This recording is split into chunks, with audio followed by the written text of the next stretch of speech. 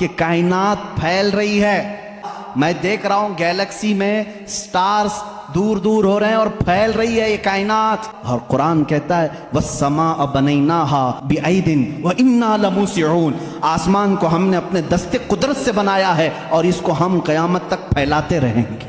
14 صدی پہلے ہی یہ تحقیق اللہ کے کلام میں آ چکی.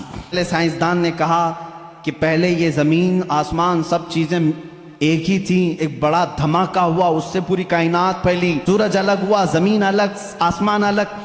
اس تھیوری کو قرآن نے خود بیان کیا ہے. اولم یر الذین کفروا ان السماوات والارض کانتا رتقا ففتقناہما.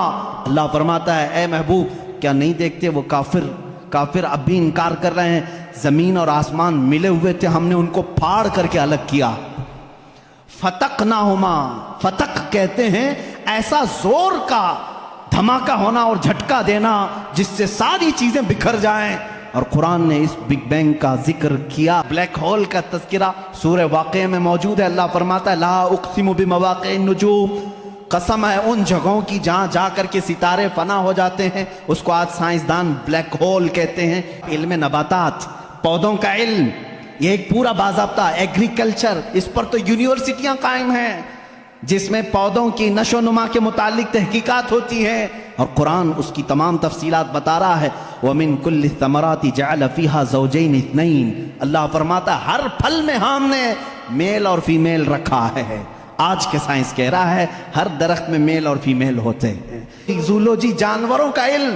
وَمَا مِن دَابَّةٍ فِي الْأَرْضِ وَلَا طَائِرٍ يَطِيرُ بِجَنَاحِهِ إِلَّا أُمَمٌ أَمْثَالُكُمْ. ایک سائنسدان ہے، اس نے سب سے پہلے کہا جانوروں میں بھی انسانوں جیسی کچھ عادتیں ہیں، میں نے ان پر تحقیق کی ہے. اس سائنسدان نے کہا. اور رب تعالیٰ فرماتا ہے زمین میں کوئی جانور ایسا نہیں اور اڑنے والے پرندوں میں کوئی ایسا نہیں. الا امم امثالکم، وہ سب کے سب تمہارے جیسی سوسائٹی رکھتے ہیں. ان کے اپنی برادریاں ہوتی ہیں، ایک ہی خاندان کے ساتھ اڑتے ہیں، آتے ہیں، جاتے ہیں. قرآن اس بات کو پہلے بتا چکا ہے. چونٹیوں کا علم، ایک سائنسدان ہے، اس نے کہا ہے کہ چونٹیاں بات کرتی ہیں اور یہ سب ایک دوسرے کے کانٹیکٹ میں آ کر کے ہی کام کرتی ہیں. اور قرآن کہہ رہا ہے سورہ نمل پوری چونٹیوں کی سورہ ہے. اللہ تعالیٰ فرماتا حتی اذا اتوا علی واد النمل قالت نملۃ یا ایھا النمل ادخلوا مساکنکم. جب سلیمان علیہ السلام اپنے لشکر کے ساتھ سے گزر رہے تھے تو ایک چونٹیوں کی وادی کے پاس آپ آئے تو اللہ فرماتا ہے چونٹیوں کی جو بڑی سردار تھی اس نے ساری چونٹیوں سے کہا یا ایھا النمل ادخلوا مساکنکم، اے چونٹیوں جلدی جلدی اندر داخل ہو جاؤ، کہیں سلیمان علیہ السلام کا لشکر تمہیں بے خبری میں روند نہ جائے.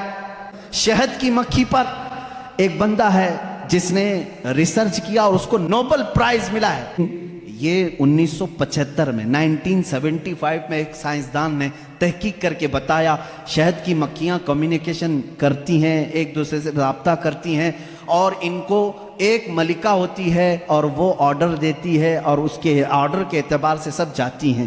اور قرآن میں دیکھو رب تعالیٰ فرماتا ہے وَأَوْحَى رَبُّكَ إِلَى النَّحْلِ أَنِ اتَّخِذِ مِنَ الْجِبَالِ وَمِنَ الشَّجَرِ بُيُوتًا فَاسْلُكِي سُبُلَ رَبِّكِ ذُلُلًا يَخْرُجُ مِن بُطُونِهَا شَرَابٌ مُخْتَلِفٌ أَلْوَانُهُ فِيهِ شِفَاءٌ لِلنَّاسِ.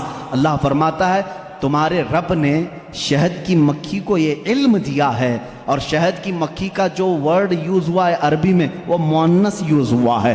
اللہ قرآن میں فرماتا ہے مکھا نہیں مکھی. 1975 میں یہ بھی ایجاد کیا شہد کہاں سے نکلتا ہے. تو بعض لوگوں نے کہا وہ تھوک دیتی ہے منہ میں سے، اب تک تو یہی معلوم تھا. 1975 میں ایک سائنسدان نے کہا نہیں، اس کی بیلی میں سے، بیلی فیٹ جو ہوتا ہے پیٹ کی چربی یہاں سے نکلتا ہے. رب تعالیٰ فرما رہا ہے یخرج من بطونها، ہم شہد اس کے پیٹ کی چربی سے نکالتے ہیں. اس میں اللہ کی نشانیاں ہیں اور خود مولا نے فرمایا شفاء للناس، اس میں پوری تمہارے لیے انسانوں کے لیے شفا ہے. اللہ تعالیٰ فرماتا افلا ينظرون الى الابل كيف خلقت، تم نہیں دیکھتے کہ اونٹوں کو اللہ نے کیسے پیدا کیا.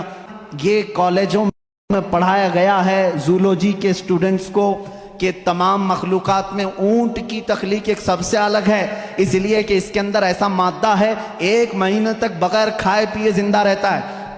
پانی جمع کر لیتا ہے۔ تقریباً 1950 یا 60 کے بیچ میں ایک سائنسدان نے کہا کہ مکڑی جانوروں میں سب سے کمزور دل والی ہوتی ہے، اور قرآن کہہ رہا ہے اتخذ وَإِنَّ أَوْهَنَ الْبُيُوتِ، بلکہ اللہ فرما رہا ہے سب سے کمزور گھر مکڑی کا ہوتا ہے اور سب سے کمزور دل بھی اس کا ہوتا ہے۔